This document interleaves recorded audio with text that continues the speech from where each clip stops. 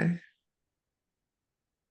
Hello, good morning, good afternoon, or good evening, whenever you may be checking this out. I'm just happy that you are here. I am Richard Watkins, and this here is the Richard Watkins podcast. But before we get going, we have to give a huge shout out to SPAN, or the Science Policy Action Network, an amazing organization here to bridge the gap between you and innovation.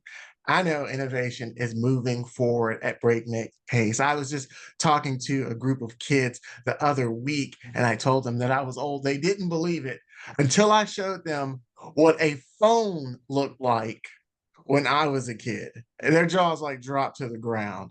And so, listen, if you just need a better picture to just encapsulate how quickly innovation is moving forward, look no further than the example I just provided.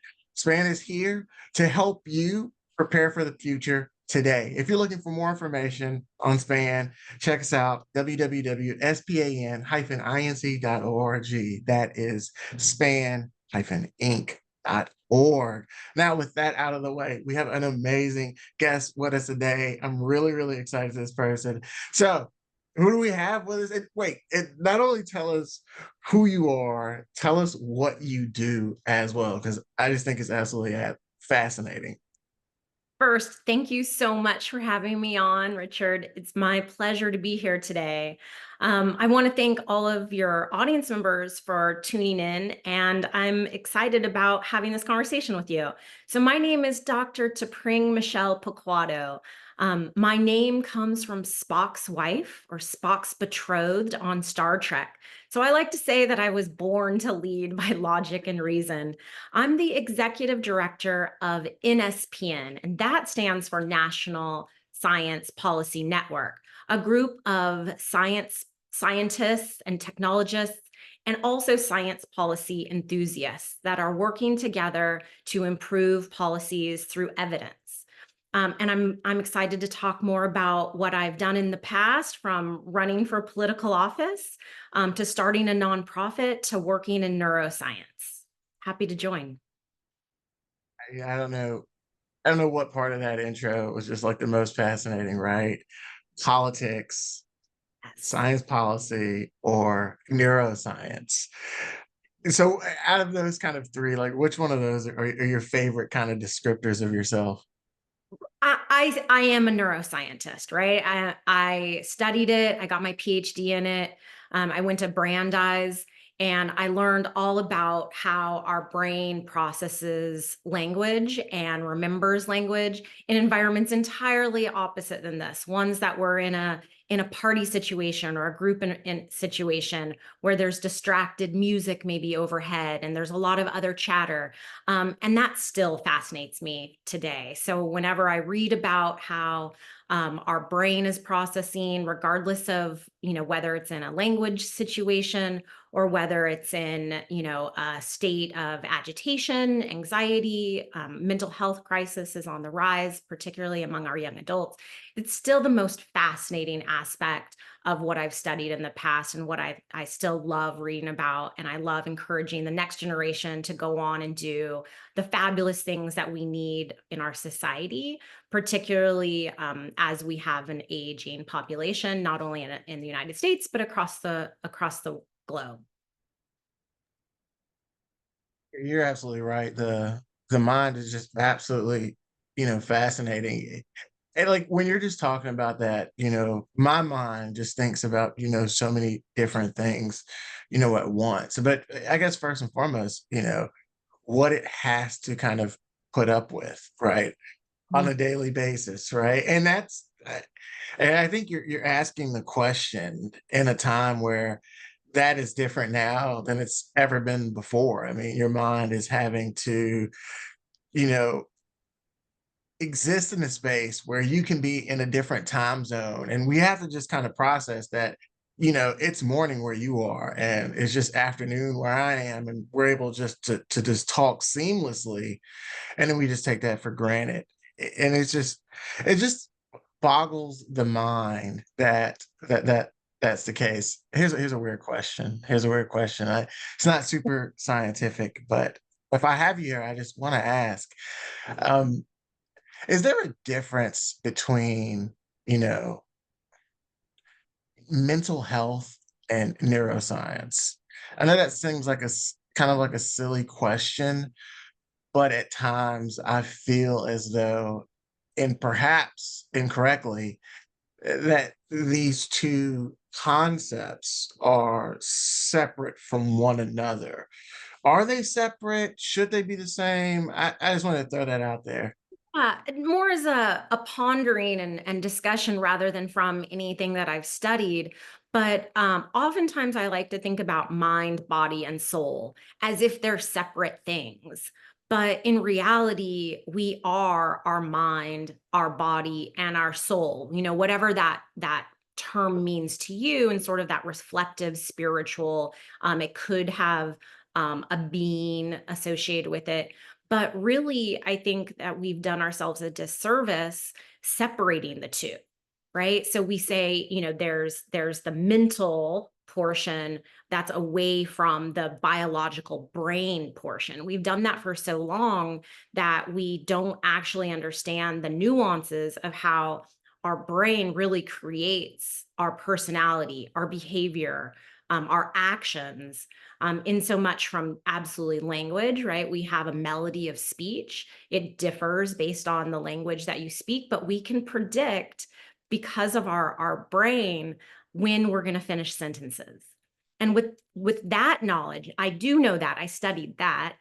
It really shows me that our brain, the neurons, the cells, the glial, the hormones, right? Those things that make up our brain, the matter, really also contribute to the behavior, and the behavior also contributes to feelings. So I would like to see, you know, as we move forward with health and well-being, to really combine the idea that overall health is a combination of behavioral health as well as physical aspects of health, and really combine those. Think about like another, intersection, right?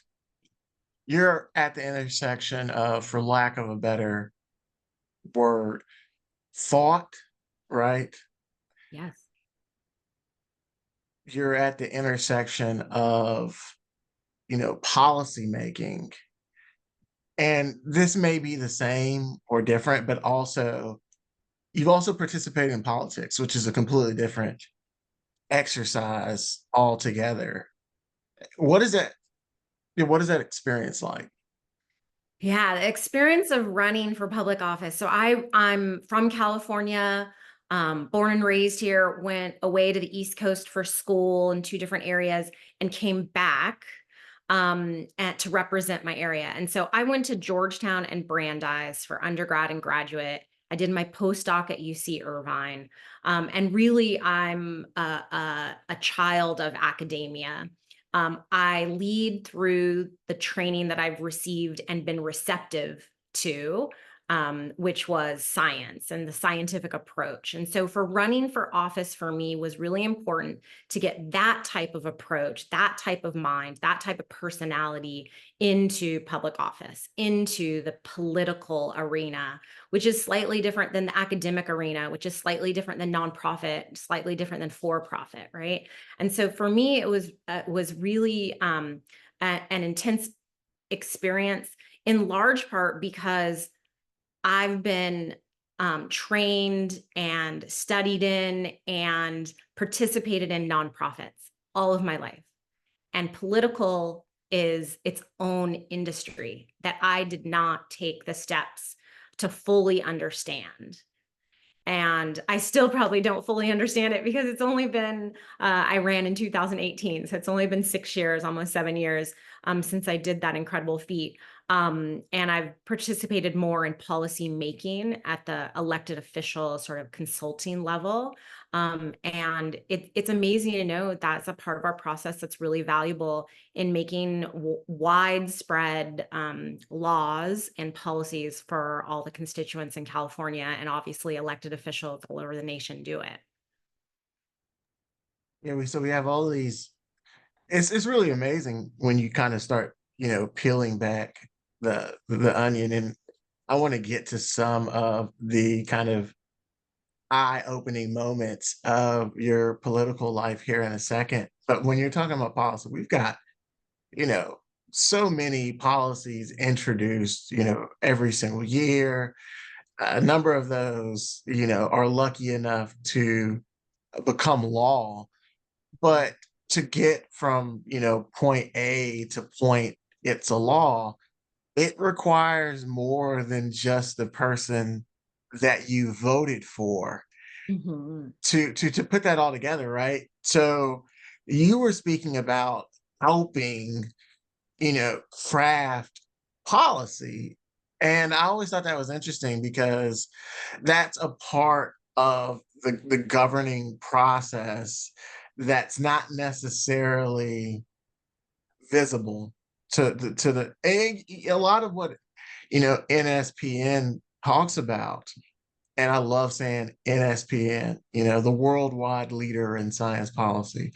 But but one of the things that I just think is really cool, because part of that is also bringing people up to speed on what exactly. Yeah, I think most people would be shocked to be like, oh, this bill introduced by Representative X was not in fact written by Representative X, but was written by, a team of, consultants or experts on that subject matter.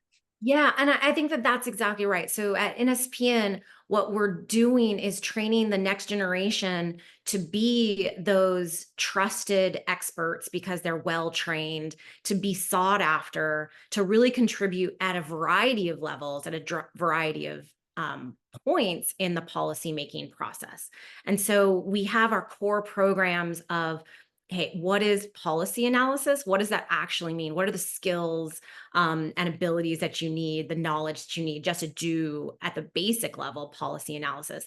But we also go further than that and talk about the ways to write for different audiences, because I think, in academia, regardless of what your discipline is, whether it's physics or whether it's art history, we get trained in that sort of silo. We open up your ability and make you understand that it's translatable. So if you can read and you can write and you can interpret, we want to use that scientific lens, that STEM lens, to really contribute to policymaking. And I think oftentimes we think that policymaking is for our elected officials. And while that is a major part and a really visible part, I think I like the word that you used, visible part. There is policymaking, because policymaking is decision making, right? And so we have a group of early career leaders that we put through a training fellowship program that teaches them about decision making and leadership and policy making from that scientific perspective, and how valuable it is to have the collaboration with scientists and experts moving forward. And so our final thing is that we train the next generation of leaders, a small cohort of people that really can contribute at the nonprofit level, at the for-profit level, at the middle career level, at the senior career level when they get to that, and also at our government level, right? And those are all different entry points. And you don't have to be a full-time policymaker. You don't have to be a full-time policy analyst or a director of policy to contribute meaningfully to the changes that we're making in our policies, which affect our everyday life. And that's sort of the why I love being at NSPN, and really helping the next generation of leaders become trained, trusted, and sought after. That's huge. I remember I had on the show a while back Jeff Warren, and Jeff Warren is in the science policy space. He's a director of what's known as the NC Collaboratory. It's like this merger of like state government and academia to solve like state level problems. And he said, and I said this to you when we first met, I want to be on the front line of the most challenging problems. And he expressed similar sentiments when I interviewed him. And then I was like, well, I know there are a lot of people, kind of like us, and people who, one, if they knew about science policy as a thing, they would be drawn to it automatically. But then there are some who know about it and are like, as you said, where are the entry points into it? And he said, the only way to learn science policy is to do science policy. And I don't know, I just, that very long-winded way of saying, that is such a valuable service to I don't know, the nation or the scientific community to kind of provide these kind of hands-on experiences. What are some of the reactions from the people that go through these trainings? Like, do they have some kind of like aha moments or that kind of Wizard of Oz moment where they realize maybe, things aren't what they thought they were, good or bad? They took the red or the blue pill. That's a Matrix reference. What are some of the responses to these experiences that you're giving these individuals? Yeah, I mean, overall, we're helping grow their network and they've had amazingly positive experiences. So many of our scholars go on to do a full year training program in our states or with our federal side, which is AAAS. And so they're really well positioned by taking our 6-week course or 8-week course with that practical hands-on experience to realize that the skills that they're learning in their graduate program or undergraduate skills have really positioned them well to have the type of thinking, the thought we talked about earlier, the thought abilities to go into policy making. So one, it's just the sort of confidence building aspect once they go through our programs. Two, I would say that on the opposite side, I think what the scholars are finding is that they're so well trained and NSPN is gaining in reputation that the offices, the employers are ready to hire and excited to hire people that have come through our training programs. And so I think that's a revelation, right? There's this sort of light at the end of the tunnel that they didn't know. And all it takes is an investment of 6 to 8 weeks and a couple $100s to really change and ignite your pathway and your career into the one that you want to make an impact and really serve others. Because at the core, NSPN is serving others, and then our goal and desire is that they will go on to serve others as well in a very meaningful way. Wow. Hey, you mentioned AAAS. Yeah. That was, I think, one of my earliest touch points with science policy was AAAS. I was selected by UNC Chapel Hill for like that's when I was a graduate student to, I guess, represent the university at this AAAS case workshop. And case stood for, you've heard of this? I have. Catalyzing. Okay, okay, good. Of Catalyzing course. advocacy in science and engineering. And that was a really cool training that I went through as a graduate student. And one of the really interesting pieces, and please forgive me, I forget her name, but at the time, and if she's still doing it, that's really, really cool. But at the time, she provided the training to every single freshman senator or congressperson. Very cool. Do you know what I'm talking about? I don't know the person who you're talking about. But I do know that we have government relations specialists in all of our universities, all of our major universities, and as well as a lot of our companies have Yeah, external affairs, government relations, public affairs type of office that you can go and get that training. And at NSPN next year, we are providing that training as well to people that are just interested in getting their research, their science, their perspective to our elected officials on the state yeah. level and at the federal level. It's so important. Yeah, absolutely. But I wanted to get to this really interesting piece, and I just love your perspective on this. Is during that training, she said policy involves, two things, and I'm probably gonna, butcher all of this. So if anybody sees this and they were at that workshop with me, please correct me in the comments wherever you see this at. But she said that policy is procedure and politics. Right. Mm, So I guess the procedure is all of like the actual procedural things that you have to do. You have to get input from policy analysts, write it correctly, move it through the chamber appropriately before it finds itself on the floor, and that whole procedural process. But then there's a political process that affects the policy just as much, if not more, than the procedural. And you've had experience in politics, as you said. So I told you I was going to come back to this, and here we yes. are, back to it. I want to hear all about those experiences. That's just fascinating, and it's something that we see like on television, like all the time. But it it's surprising how little we know about that actual experience. When I was talking about Jeff Warren, he was like, the only way to know science policy is to do science policy. It's like the only way to know what it's like, what politics is like, is to do politics. You did that. And Yes. good gracious. As a scientist. So I'm going to add, so it's procedure and politics. I'm going to add two more P's. It's also persistence, because things come back, and perspective.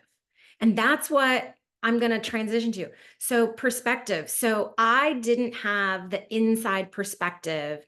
I had never been an elected official. I had never run for any political office. And I ran for District 54 in California, Assembly District 54, which is this area that encompasses UCLA.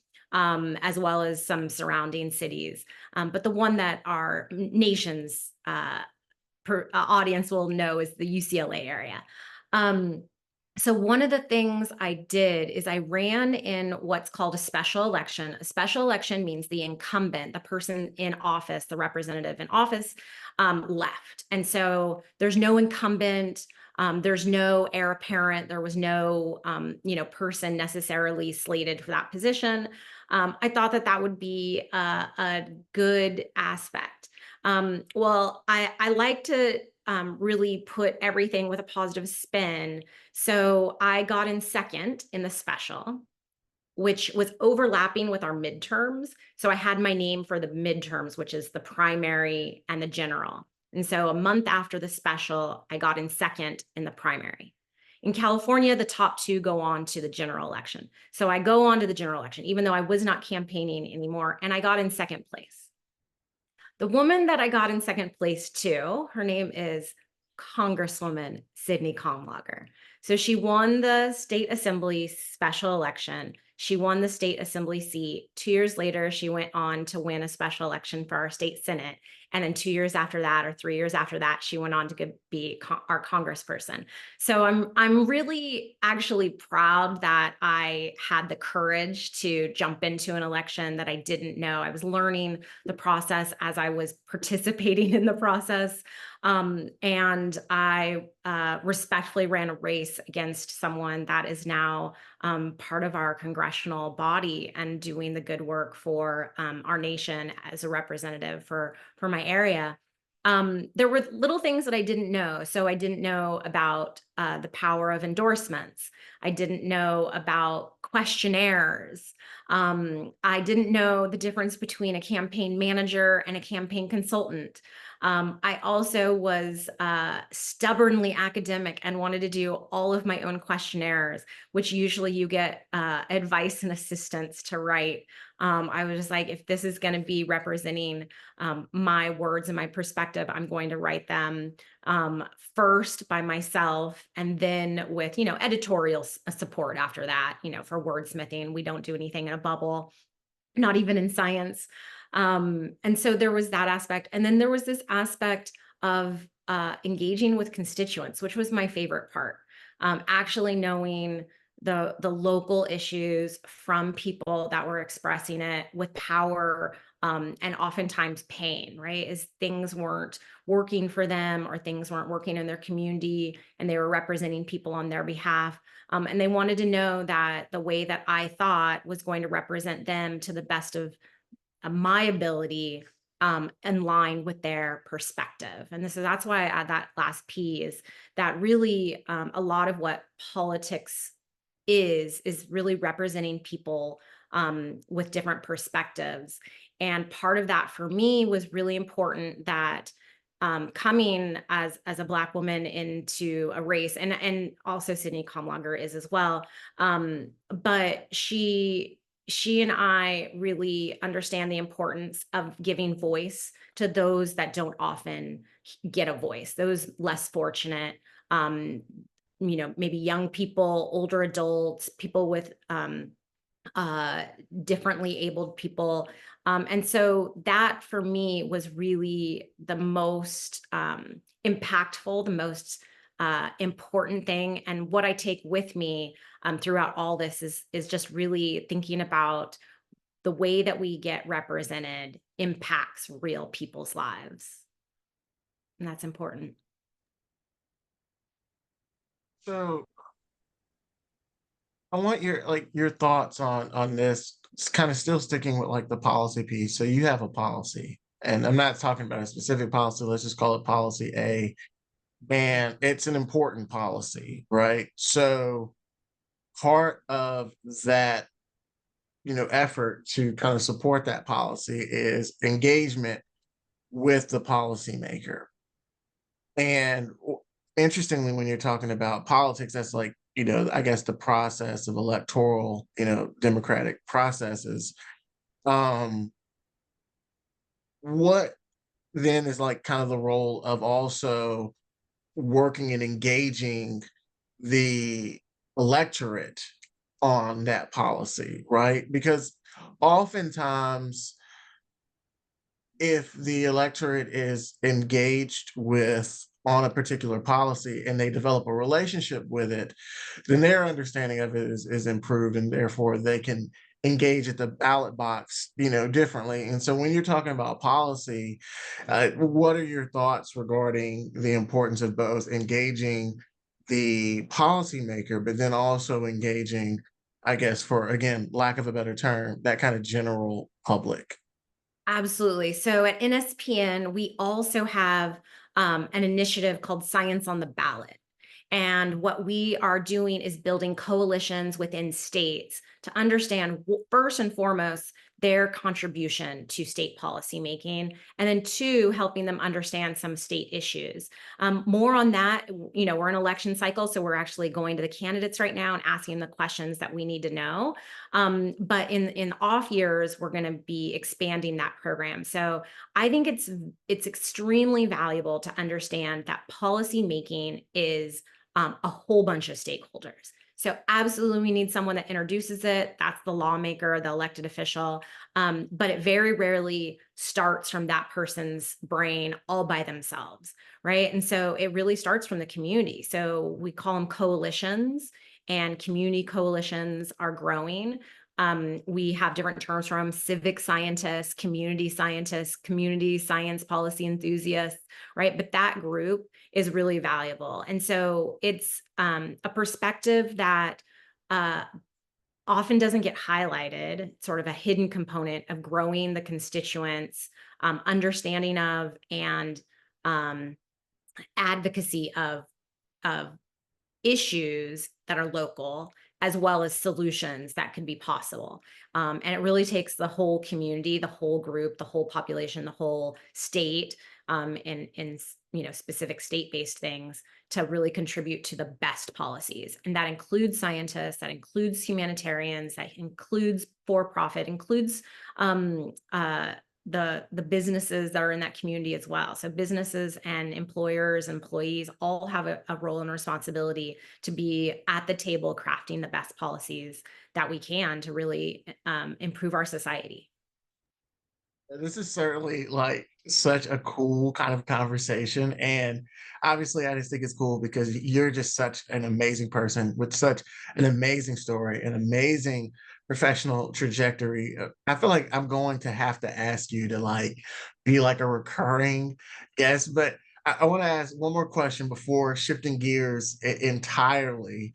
But it was kind of like the last piece of some of the things that you all at NSPN focus on, and it popped in my head because you were talking about humanitarian and humanitarian and diplomacy are not synonyms, but humanitarian made me think of diplomacy. And that's a really interesting piece. I have a lot of thoughts about what that could be specifically, right?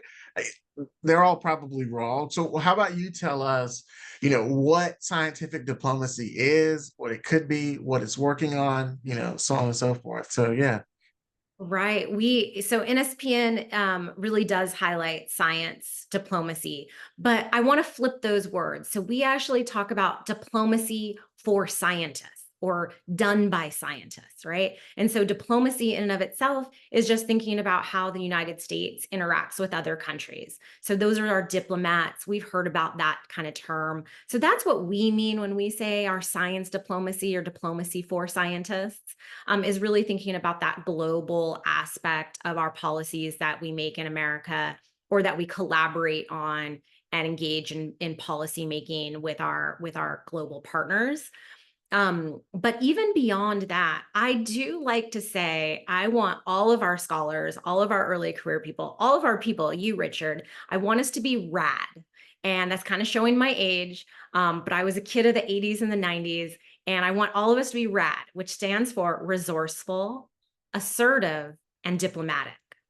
And so diplomatic doesn't always have to be that collaboration with another country. It could also just mean in the relationships that we have with others, right? And so when we really think about people as people and we see people that they have a different perspective oftentimes, and we sort of lead with that diplomatic concern and curiosity, I really think that we can all be rad and it would better serve our society and our policy making, to be having more rad people. Yeah, thank you for putting that on me. And you too, Richard. Like, okay, I thought I was red, but I guess I'm not Yeah. red. But I am old enough to know what red is. I don't know. The first image that popped into my head when you said red was like one of those old school 90s cartoon that somehow involved a crocodile on a pink and green skateboard. I don't know Oh, why that popped into my head, but I'm like, that was like so stereotypical 90s is something was rad and it was a crocodile on a skateboard or some other animal on a skateboard, probably a zebra or something. that's awesome. Um, um, all right, so we touched on a lot of the focus points of NSPN, and we also talked about, a little bit of your trajectory. And again, we're gonna have to bring you back in because, what does that, educational experience to produce such a Renaissance individual like yourself, like how did you get this? This is so amazing. And so that'll be a topic of another one, but I kind of wanted to get into some like issues, right? So you're talking about diplomacy, you're talking about global interactions, you're talking about working with policymakers, and obviously none of this works in a vacuum. All of the stuff that we are talking about has tremendous impact on the experience that we have in our communities and just our world and society in general. Let's just kind of go through the list, and I just want to get some of your thoughts and perspectives of like some of the most like amazing thought-provoking issues just out there, right? All right, so issue number one, energy. What are your thoughts when you talk about energy? And I'm just spitballing. These are some just for transparency for the audience. There is no script, right? I'm literally just spitballing things. I'm like, oh, this is a good idea. A light bulb goes off. Let me ask it. And so I just think energy is just like one of like the biggest things that we as humans deal with. And so, being as though it's so big, it impacts almost all of our politics, almost all of our not all of our policy, but so much of our policy deals with it. What are your thoughts about energy? And that's just a general question. Take it however you want to take it. Yeah, well, I'm not running for public office, but I will give you a political answer. I think it is a complex uh, policy issue that is one of the foremost of our time. I think that what we realize with energy is that We have different sources of energy. Those sources are depleting. Those sources aren't good for our climate, for changing our climate. And we also have inequities across our globe, right? We have areas that produce energy, or materials, right? So lithium is also an energy component. We have areas that produce and areas that consume, and those aren't equitable areas. And so I think that there's a real challenge because as we are not reducing our consumption, right? I have 5 lights on right now, right? For this production. I have my internet on, I have my laptop plugged in. We're not going back to reducing our energy consumption. And that is for, in large part, productivity, enjoyment of our life, communication across area and time zone. And so I think we have to really think about how to balance the types of production we do with maybe some public service campaigns of we should, turn off our computers earlier and read a book and enjoy our family and in our presence and our friends. But it is complex on the way that we acquire different energy sources. So I do not have that in my background. I have never been an environmental or energy consultant nor studied it. But I do know some of the complexities, and our past cohort, we remember I talked about that NSPN does some training programs. Our last policy analysis training program thought very deeply on some energy issues in our nation. Looking forward to hearing how they actually put that into our lawmakers that have a important role in playing with that issue. Absolutely. There was a 60 Minutes episode. And I can't remember, it was like 3 or 4, or maybe near, years ago, where they were talking about a huge breakthrough in, nuclear fusion. Hmm. And it was just absolutely amazing. In October at UNC, the UNC chapter of Sigma Xi, um, for which I have the opportunity to serve as president on, they are doing what's called the the Pariser Global Lecture. And at that global lecture, they're bringing in the director of Lawrence Livermore Laboratories, that laboratory that was responsible for this huge breakthrough. And I'm just thinking, breakthrough in fusion literally means that we are scratching the surface on concepts that we were thought unobtainable, such as how is a star formed?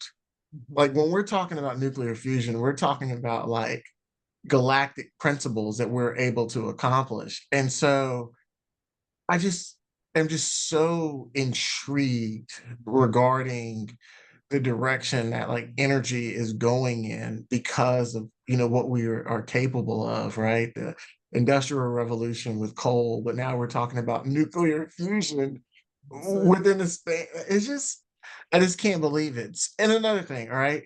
Here's another one for you, right? So one is energy, but another one is a new consumer of that energy, AI, artificial intelligence.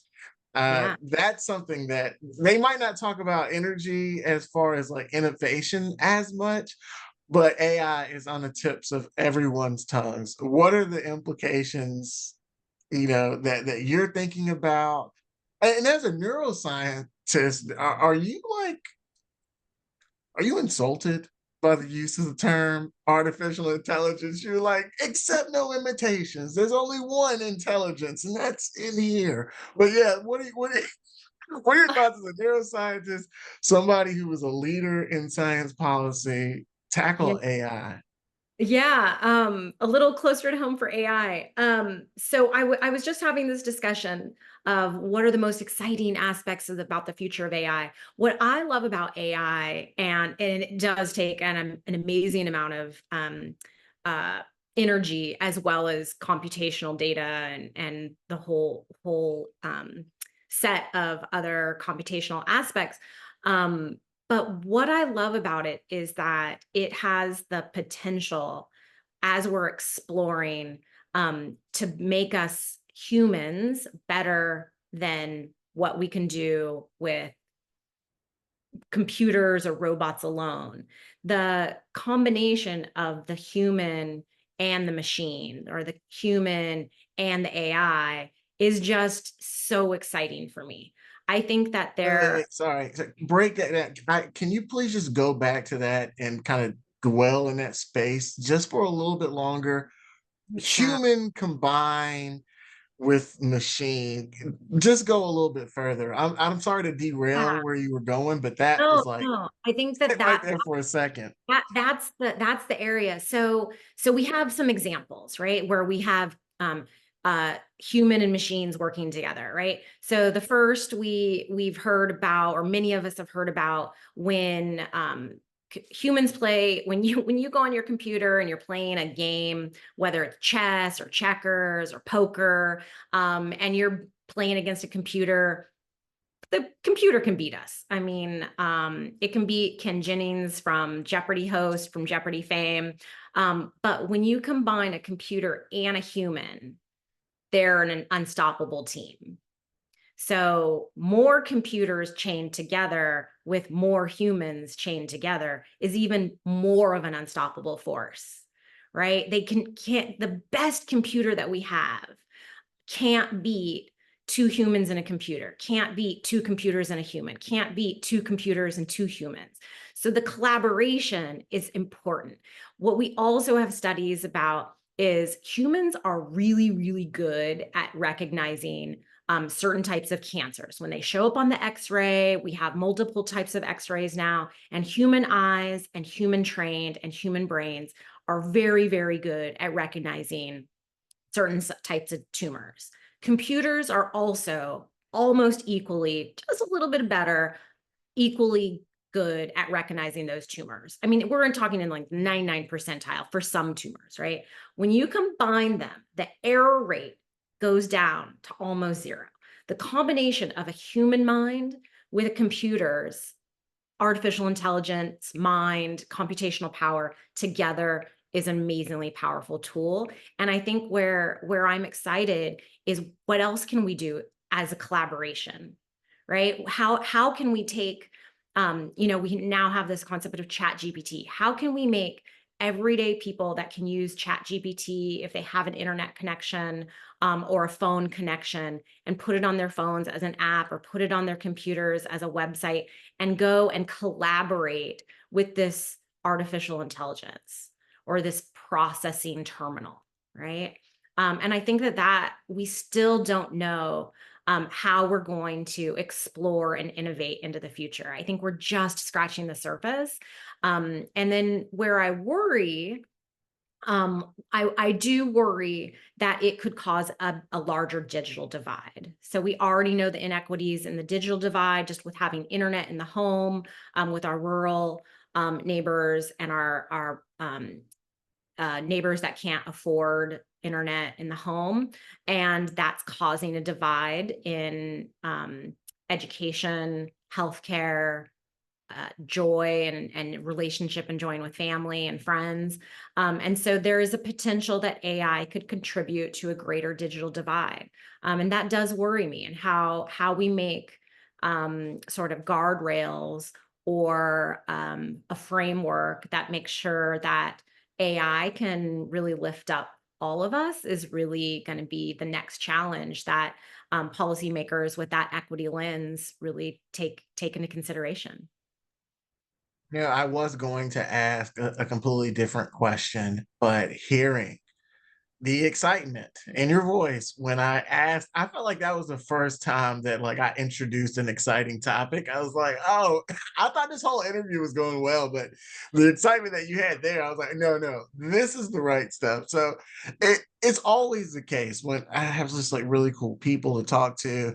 I'm just asking questions, right? But I always like leave out a good question and I'm like kicking myself afterwards, like, oh, I wish I would have asked that, which is why I got to get you to come back. But also why I have to do something here that, I always do, right? what question didn't I ask? Right? That might be silly, but you as a guest, you could have had a burning topic or burning issue that you wanted to introduce into this space that I, as a host, didn't ask about. So, here we are being mindful of your time. We're at the tail end of this amazing time that I've had with you. I wanted to turn the tables around and ask you to ask a question that I should have asked and then answer it. I know that's a lot of work. I'm so sorry. But does that make sense?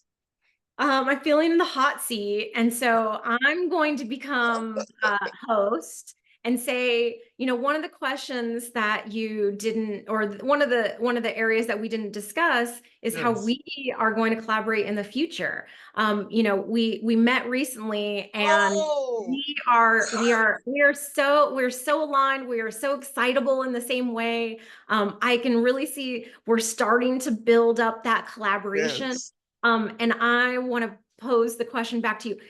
What are you doing that excites you right now? And how do you see me in my multiple roles, and also NSPN? That's an organization that has early career students that are so excited to participate in the policy making process. How can we collaborate with you in particular? How can we collaborate with SPAN? How can we really make an impact in society in the way that we have our perspectives? How are we going to collaborate? All right. First, let me put on my motivational cap. Yes. You're already making an impact on society. Just keep doing what you're doing. That's the first thing. Yes. No, what you're doing is absolutely incredible.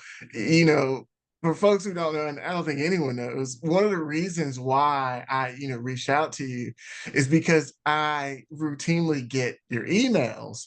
And I'm just like, yo, this is just so exciting. And I just throughout the email, I didn't even know who was going to receive it and respond back. In fact, my first interaction with you, I was like, are you the executive director? And you're like, Right. yeah.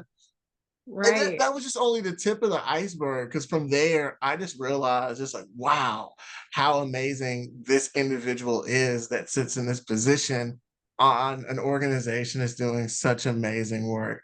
So, all right, Yeah. now that's out of the Thank way. you. I hope and, this is the beginning of a conversation and hopefully a relationship between our organizations that can advance the mission of the organization, which is basically and I don't want to put words in your mouth, right? Because I know the official mission of NSPN is a little bit different, but we want to improve the world, society, our communities. And we know a huge opportunity can be had in science and overall connecting innovation to its stakeholders. Who are the people? And as far as we can help NSPN do that, we're all on board. Span so many different, and that wordplay is intentional. We span so many different areas, and as I said to you earlier, all we want to do is stand on the front lines of some of the most challenging and pressing issues of our time. And when we say front line, that also implies that we're standing shoulder to shoulder with like-minded people and organizations.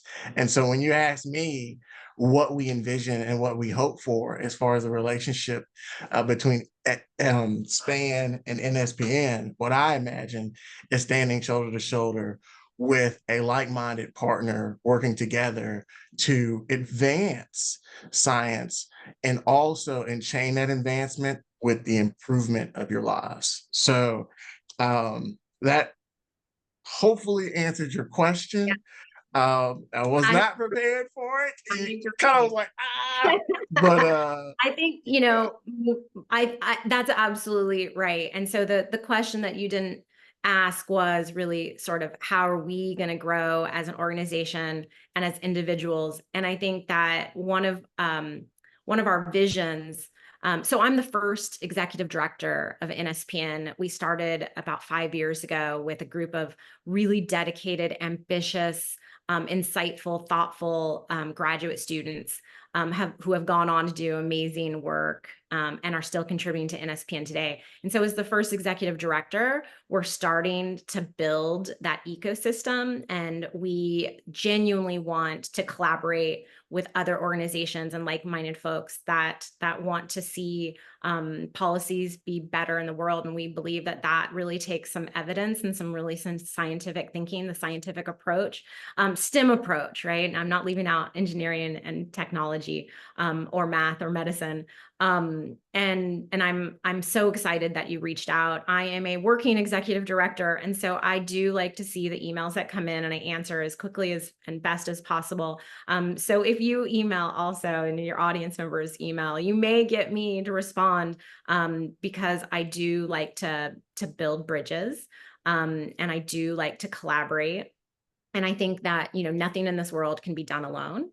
And we're doing this together. And so let's join the consortium. NSPN does have a consortium, and I invite other organizations or individuals that want to lead the world into a scientific thinking through policy making to join our consortium. Super excited, super excited. So much so that I have to remind you to tell the folks who may be listening, who may be interested, where they can find you, social media outlets, website. Give me all that good information, right here. Where can people find you? Yes. So my name is unique. So Dr. Tepring is almost all of my social media handles, Tepring. And you can find me on LinkedIn is probably the most accessible. I do have, you know, all of the other socials, Instagram, uh, Facebook, etc. But you can find NSPN at scipolnetwork.org, SCIPOL network.org, and find out about our courses and our community and our consortiums and our chapters. And our state coalitions and all of the good things that we discussed here today. And you can also find me as Executive Director, President, CEO of AdSteam, which advances and develops a diverse STEAM workforce. So we'll have another conversation about all the other things that I do, including some volunteer for UC Irvine's Dean's Leadership Council and Georgetown University's Alumni Council in Los Angeles. This is what I was talking about. We're barely scratching the surface. We have to get you back so we can hear about all the other amazing things that you are involved with. Praying Executive Director, NSPN, the National Science Policy Network. Not only thank you for your time, for being with us today, sharing your wisdom and experiences with our audience, but thank you so much for what you do and the service that you provide. I really appreciate it. Thank you for being with us. Thank you.